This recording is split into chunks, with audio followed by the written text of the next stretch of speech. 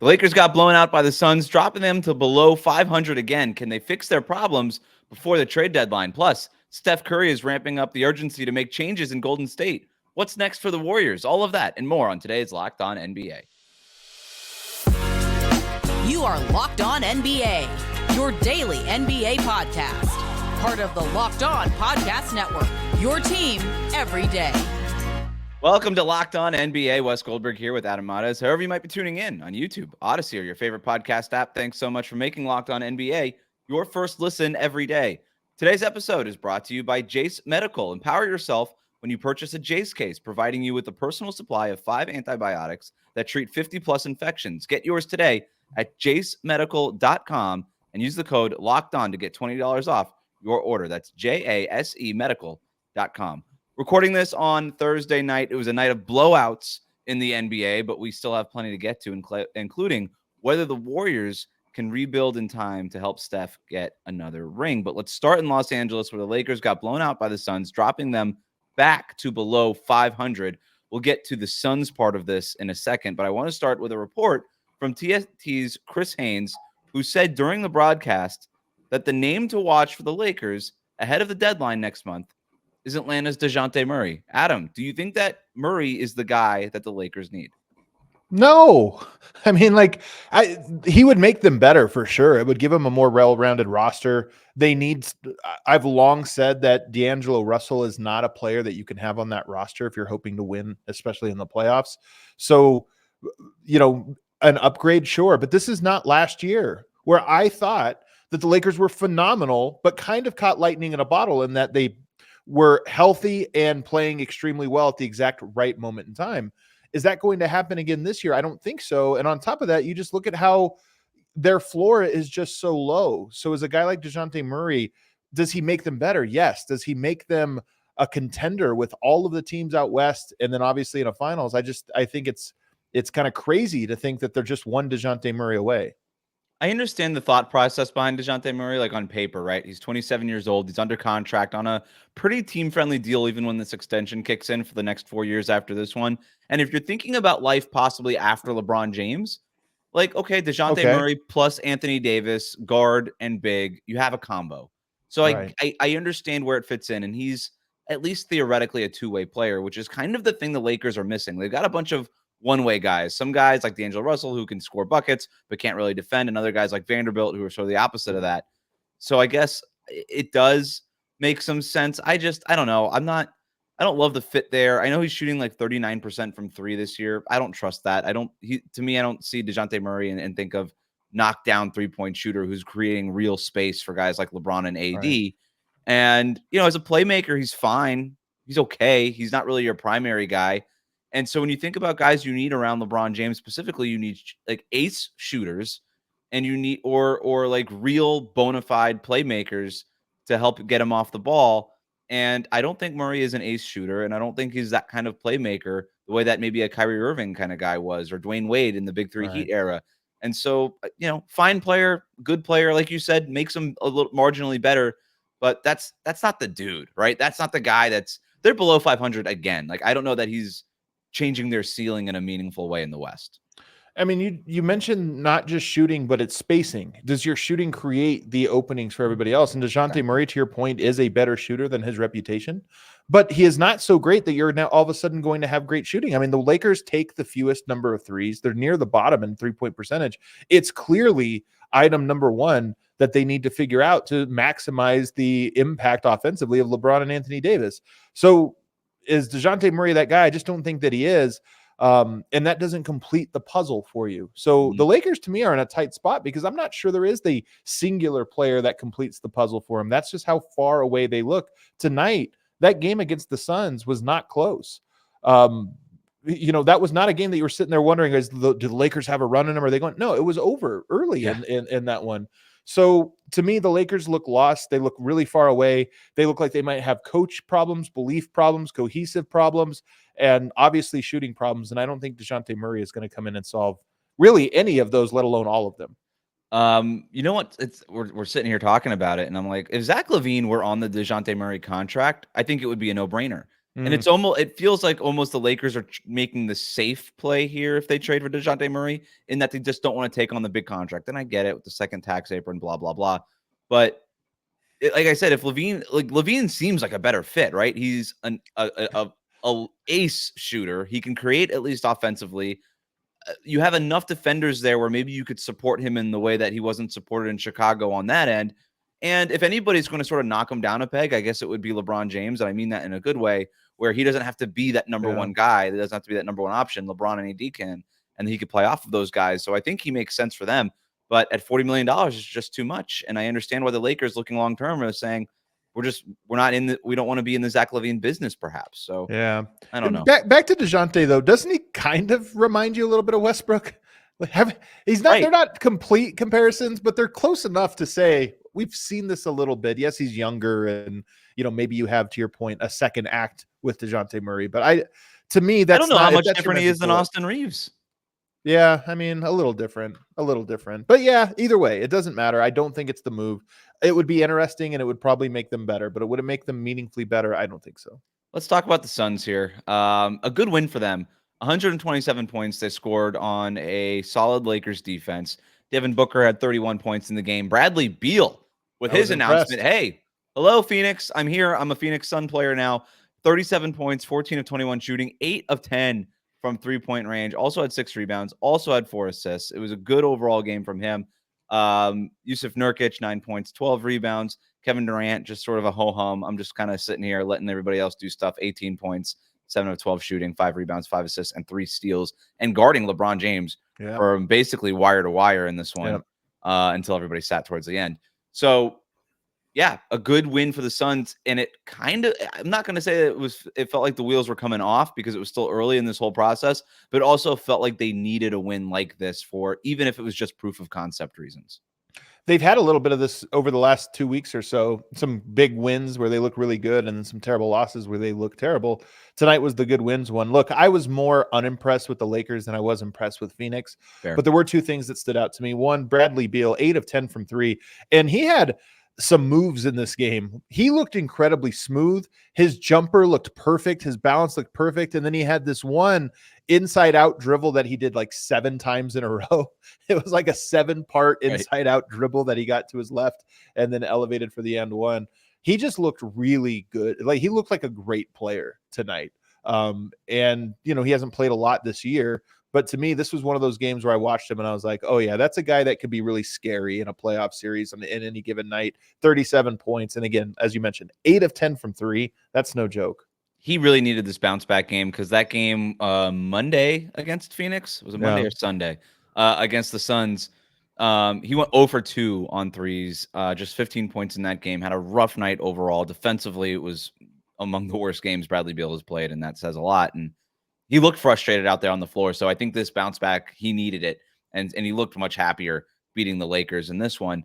But the other thing that I kind of took away from Phoenix in this one was I never really know what they're doing sometimes, their lineups and like Frank Vogel, like what 5-man combinations am I going to roll out? How big am I going to trend versus how small am I going to trend against the Clippers? I mean, in this first trip in LA for them, they were oftentimes going with no centers on the floor. Kevin Durant was guarding Zubac and things like that at different pockets of that game. And in this game, they mostly played a center at all times, right? Whether, obviously they got. Who was that backup center though? Bol. It was Bol tonight, baby. He was good tonight. Like, not even ironically, not even like a lot of times when we say Bol was good, it's because he hit like a crazy 3 or went behind the back or whatever, and it just is flashy. He actually made solid plays tonight. Yeah, had 6 points, 6 rebounds, 2 assists, 2 steals, 2 blocks. He was a 2-fer tonight. He's 17 minutes and only 3 shots too, which is look, I'm not buying Bol. I've seen a lot of Bol, but at least tonight it was impressive that he was impactful in a way that wasn't flashy, just kind of doing good stuff. It was the good version of the Bol roller coaster. We even got like Udoka Azubuike coming off the bench for 5 minutes. Like, they were committed to the big. I like when the Suns do that. I think they kind of always need a big man on the floor, even if only just to set screens for their star players. Like, that's such a functional part of their offense. So funniest screener in the NBA, Bol, by the way. Yes. Yeah. Not laying a lot of like weight into people on his screen. It almost looks like a 2D like Paper Mario cartoon when he does it. So it's pretty great. All right, we're moving on. What's next for the Golden State Warriors? We got a new quote from Steph Curry suggesting that he might be pushing that front office to make a move sooner rather than later. That's coming up next year on Locked On NBA. Today's episode of Locked On NBA is brought to you by Jase Medical. I know we come to sports to escape from some of the crazy realities of real life, but can we just talk for a minute about preparing for real life? According to the FDA, pharmacies are running out of antibiotics like amoxicillin right in the middle of the worst flu season in over a decade. That's scary stuff. I can't imagine a more helpless feeling than if a parent or one of my kids got sick while a supply chain issue kept them from the life-saving medication that they desperately needed. Thankfully, we'll be okay because of Jase Medical. The Jase case is a pack of 5 different antibiotics to treat a long list of bacterial illnesses, including UTIs, respiratory infections, sinuses, skin infections, among others. This stuff can happen to any of us at any time. Visit jasemedical.com and complete your physician counter. It will be reviewed by a board-certified physician, and your medications will be dispensed by a licensed pharmacy at a fraction of the regular costs. It's never been more important to be prepared than today. So go to jasemedical.com and use the code LOCKEDON to get $20 off your order.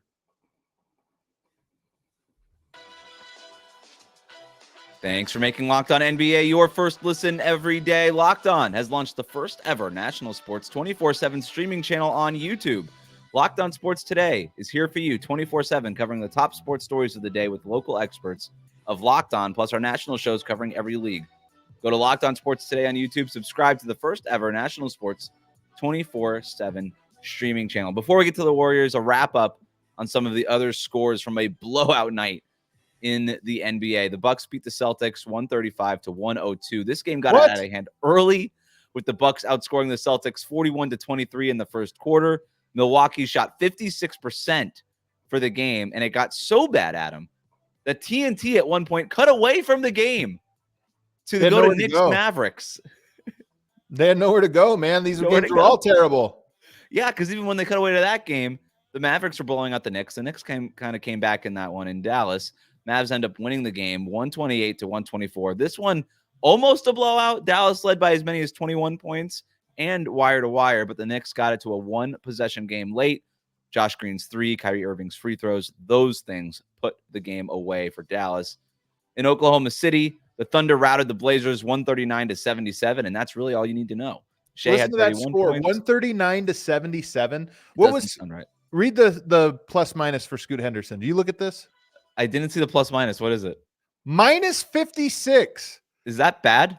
That's the second worst all time. The worst, -57. So that he was only one off of the all-time worst plus minus in NBA history. And by the way, he didn't play. I don't believe he played in the fourth quarter. So they saved him from having to go out there and become that. He played 31 minutes. He was a -56. That's basically just scoring on your own basket. That's tough to do, man. That's tough to do. You know what I could say confidently? Jaime Jaquez Jr. was never a -56. There you go, man. We have to give him a shout out every show. So I'm glad we did. Shea Gilgeous-Alexander, 31 points on the second night of back-to-back. Josh Giddey, triple-double, 13 points, 12 assists, and 10 rebounds in that one. But our top performer from the day is Donovan Mitchell, who in Paris scored 45 points to lead the Cavs over the Nets. He scored 21 points and made 4 3-pointers in the game's final 10 minutes to put that one away. The Paris crowd loved it. They were going crazy for him during that shooting display. Jarrett Allen had 12 points and 12 rebounds in that one. The Cavs are 9-3 since announcing that Darius Garland and Evan Mobley would miss weeks with surgeries. Do you make anything of that, Adam? I do. I make of it that the Cleveland Cavaliers are going with a 2-big lineup that has its positives, has its strengths for sure, but seems to perform better whenever they're split up. They split up. You lose Mobley, obviously. You go to Jarrett Allen, and the team's rolling. I just think it makes sense. It's a modern way of playing, and I know this is kind of reductive and simple, but I think there's something to it. So, yeah, I do make something of it. Evan Mobley is the guy that they're obviously tied to, I guess, going forward. That's their dude, but Jarrett Allen might just be better right now, which kind of puts them in a little bit of a pickle. So, real quick to put a punctuation on this, I think this was the worst night in the NBA this year. It was. Undoubtedly. Christmas Day was close. Christmas Day was like a close second, sadly. But today might have been none of these guys. I know that Knicks Mavericks game ended up 4 points. Yeah. But I mean, come on. This was a 5 blowout night. The Knicks closed the gap at the very end, but Not a good night. And you know what? Just when I was thinking we kind of avoided the dog days of the NBA kind of thing, and Yeah. then nope, here's that dog rearing his ugly head. Like boom, here's some dog days, baby. So let's go These to the days Warriors. have that dog in them for sure. They got the dog in them. In Golden State, Steph Curry was recently asked if he thought that the Warriors could still win at a high level, and he was quoted by The Athletic as saying, quote, "Yes, but it may require some tweaks based on personnel and the level of urgency and the quote unquote panic meter. You can't keep doing the same things and expect things to miraculously change." End quote. True. Steph is 35 years old. The Warriors' two-time land approach just almost 36. isn't working. Yeah, he's only a month away from being there. Yep. The two timeline plan's not working. Draymond should be coming back soon, but I don't really know how much that's going to help. It sounds like Steph is ready for some roster changes. My question to you, Adam, is whether it's possible to rebuild around Steph in time to compete for another championship, considering Steph's age. Steph was really good this year until the wheels came off for the team, not for him, but for the team. And he slumped since then. But how much of that slump is they've become depleted? They've been easier to guard. They've been playing from behind. And a lot of these games have just been ugly and have been blowouts. I think so much has been put on his shoulders in terms of scoring and leadership with Draymond out and all of these things too. Yeah. And Steve Kerr's right when he says the team's kind of lost their spirit. And I think that even extends to Steph Curry. When he was asked that question, look, he said yes, and then he put his caveat in there. But the truth is, we watch him play. They perform as if the answer is no. They know that they're not good enough to do this. So I say all that to say that I think Steph Curry is still good enough to be the best player on a championship team. But how long? Wes, the hardest thing right now for me is to understand what aging is in today's NBA. Because LeBron at 39, he's starting to hit a wall a little bit. He has regressed a little bit over the last month. We know how great he was for most of the season. Steph, I look at it and I go, I think he's still good enough to be a cornerstone piece, but to pivot, to truly pivot, you're probably talking a year and a half. It starts this year, then you have all of next year, and then maybe the year after that, realistically, is the quickest you can imagine them retooling and rebuilding their roster. Is Steph still good at 37, 38? I don't know. I think it's worth it, though, to try. When you have a Steph Curry, there's no sense in worrying about too deep into the future. Just swing for it and see what you got. I also don't really know what they'd be holding on to. I guess the idea of the two timeline plan was that like a guy like Jonathan Kuminga or James Wiseman, who's not there obviously anymore, could be the next guy. I like Kuminga fine. He's not that guy. Moses Mooney's not that guy. Pods has been great for them. Hold on. More to the point about Kuminga, though, he might be that guy, but he's not going to be that guy in Golden State. He'll never become that guy. Yeah. He's got all the talent in the world. He'll never become that guy in Golden State. And so what do you do here? I think you got to find, I don't know if you need like a top 15 guy. That's probably unrealistic at this point. Why? But I just don't know if that guy's available, I suppose. Top 15 is tough because you start to go through like what that actually means. You're right. That's tough. But you never know. You never know. I mean, if that guy's available, go for it. Obviously. I mean, I think that's, that doesn't take that much of analysis, but you need to find a guy who is a good fit with Steph, but can also kind of change what the Warriors have been over the last few years into something a little bit more modern. They need size. The league is dominated by size again now. You need somebody that can compete with that, right? You need somebody that can put pressure on the rim. They don't get any pressure at the rim at all. Right. You need guys that can get easy points at the free throw line, draw fouls, do those things. And obviously you need some help defensively. And then depending on what you send out in any of these trades, you might have to replace a little something here or there too. So I don't know. Is there a name? Is there a guy who makes sense for Golden State? Now, in doing these, then the question becomes like, is anything realistic, right? So I'm not going to necessarily burden myself with how realistic these things are. They're just semi-realistic because they're names that have been thrown out in trade rumors. I'll start with Pascal Siakam. Siakam has some similarities. No, but Draymond's one of the more unique players in all of the NBA. So there's nobody that's like Draymond. Siakam is as close as it gets. Defends a lot of positions, incredible help side defender, good passer, and can play a little bit of that pick and roll. He's a really good, talented player that can have the ball in his hands. So Steph is running off screens and playing off ball. And then he can play off ball if Steph is obviously running pick and roll. So I think that Siakam is a very interesting name. I don't know how realistic or what it is you'd have to give up to get him, but he's a guy that if you told me Siakam and Steph was your 1-2 punch, I'd say, okay, you're on the way to building a championship team.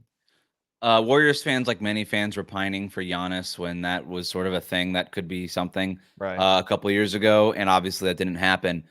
Maybe Siakam is the closest you can get to something like that in terms of a big man who can roll, play make, be a fulcrum of your offense, put pressure on the basket, and is just a natural pairing, all that stuff with Steph Curry. Obviously, you could space the floor for that player. Right. I love Siakam for this team, and I think the Warriors should go after him hard.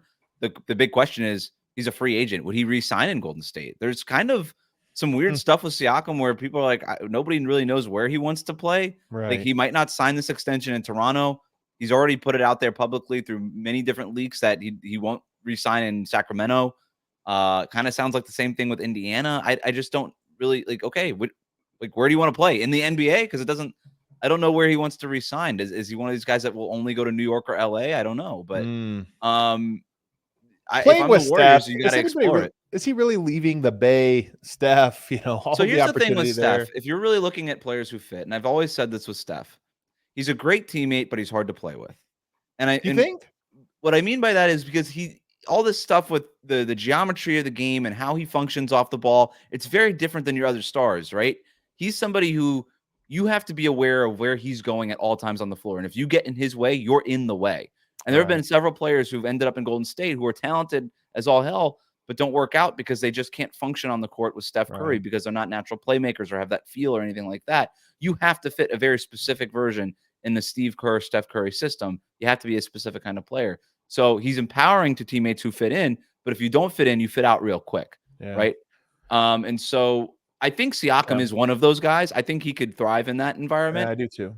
But there's some other guys who might be available that might not, So another name, and this is two names, but it'd really only be one of them, is Evan Mobley or Jared Allen. Now, obviously, Allen is the more likely guy there if you were to split up your front court, but who knows? Who knows what happens? I think that Cleveland is one of these teams that could be very different in a year's time, and everything can change. Now, I don't think Allen would be that guy, I don't think Mobley would be that guy. But what about Jared Allen? If you want a rim protector and a pick and roll threat, he is about as good as you're going to get at that. Roll to the rim, play above the rim, offensive rebound, and never step outside the lines. Jared Allen's one of the best in the entire NBA at just knowing, hey, this is my role and that's not, and I'll do those things. So Jared Allen to me is an interesting option, completely different version of the Warriors than what they were in the previous decade, but maybe a good version. You can run high pick and roll and just simplify everything in that way. Now, we know Steve Kerr doesn't really want to do that. He's even said this recently that he still doesn't think that that's the best version of the offense, but maybe at some point you got to just admit, well, all that fun, like everybody shares the ball thing, that worked because everybody who's sharing the ball were like all-stars, right? And now those guys aren't all-stars, and maybe it's just better to have Steph handle the ball more. Maybe that's the more efficient version of your offense. I don't know, but Wes, yeah, Steve Kerr's not going to be there. This is not a Steve Kerr question. They can run pick and roll with the next guy that comes in. Andrew Wiggins and Jared Allen, very similar contracts. I saw a report. The team that drafted him. There's that story. The Cavs are reportedly out there. Are we going to get the wings. piano the way LeBron when he came back to Cleveland? Are we going to get "I'm coming home" for Andrew Wiggins? I hope so. Would we even get a statement for Andrew Wiggins? I don't even know. It seems like too much work. Do you have another name? Just yes or no question. Two of them, Zach LaVine and Donovan Mitchell. If you wanted to try to recreate some form of Splash Brothers, where now you have two, big time offensive threats. I don't love this one, but it's the type of move you make at desperation of just, hey, all right, two big volume scores. We're going to go the Phoenix Suns route. We're just going to put a bunch of scores together and see if they can outgun you. I don't know if they're that desperate, but who knows? I guess we'll see. That's the point of the Steph quote. All right. Which teams or which players are the most I make winning plays type players in the league? Could those players be helpful for the Warriors? Possibly. Could they be helpful for the Lakers? Possibly. Those teams need more winning guys. Anyway, we're going to talk about that next year on Locked On NBA. Today's episode of Locked On NBA is brought to you by Prize Picks. Prize Picks is the largest daily fantasy sports platform in North America. They're the easiest and most exciting way to play daily fantasy sports. It's just you against the numbers. Instead of battling thousands of other players, including pros and sharks, you pick more than or less than on 2 to 6 player stat projections and watch the winnings roll in. With basketball season here, you can now pick combo projections across football and basketball from the Specials League, a league created specifically for combo projections that includes 2 or more players from different sports or leagues. For example, LeBron James plus Travis Kelce at 10.5 combo of 3-pointers made and receptions. I'm going less than on that because the Chiefs are playing the Dolphins this weekend. So not going to happen. Anyway, PrizePicks even offers a reboot policy so that your entries stay in play even if one of your players gets injured. For football and basketball games, if you have a player who exits the game in the first half and doesn't return in the second half, that player is rebooted. PrizePicks is the only daily fantasy sports platform with an injury insurance policy. Go to prizepicks.com/LockedOnNBA and use the code LockedOnNBA for a first deposit match up to $100 when you get started. Again, go to prizepicks.com/LockedOnNBA. Use the code LockedOnNBA for a first deposit match up to $100.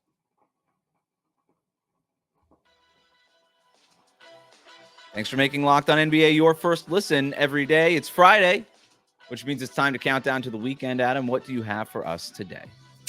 Players that make winning plays, but they can't be one of the two best players on their team. They got to be a little below the two best players on the team. These are more or less role players or high, starter caliber players, but make winning plays. When you think of that kind of player, like what's the archetype? What's sort of the avatar for that? You can go back in NBA history. You don't have to say somebody current. Just a winning plays type guy. I always have said that it's not a coincidence Robert Horry has so many championships. I've always felt like he was a guy that did his job and did important things at a really high level. Even go with Sam Perkins, another guy that kind of found himself on a bunch of winning teams. Maybe even Danny Ainge was one of these guys. You just have these guys that, for me, winning plays are, when somebody needs to make a play, make something. Like somebody needs to get a loose ball or a rebound or a stop or a rotation that took superhuman effort, and they just seem to always pop up at the right time. And make those plays. They're not always spectacular, but they're always impactful. Like Jordan Poole? He came in 370th on my list. I'm only giving you the top 5, but he came in 370th. Very good. Oh, he made the list. Good for him. Yeah, he did make the list. All right, number 5. Number 5, Kenny Hustle. Kenrich Williams, a.k.a. Kenny Hustle. I love this dude. I've always loved this guy. I've loved him since TCU. I've loved the shag haircut. I thought about doing one myself. Never got around to it. I love what he does to Oklahoma City.